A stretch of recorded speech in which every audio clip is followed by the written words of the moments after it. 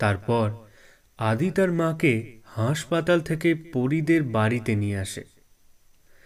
দুদিন থাকার পর আদির মা আদিকে বলে, শোন না বাবা, আমি এবার গ্রামে ফিরে যেতে চাই। কেন মা, তোমার কি এখানে কোনো অসুবিধা হচ্ছে?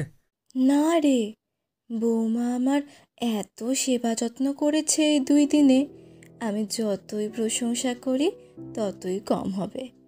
আসলে গ্রামে তোর বাবার আর আমার অনেক স্মৃতি জড়িয়ে আছে, তাই বলছিলাম তুই আর না করিস না বাবা। আদি পরীর বাবার সাথে এই বিষয়ে কথা বলে। পরীর বাবা শুধু বলেন, এক কাজ করো, পরীকেও তোমাদের সঙ্গে তোমাদের গ্রামের বাড়িতে নিয়ে যাও।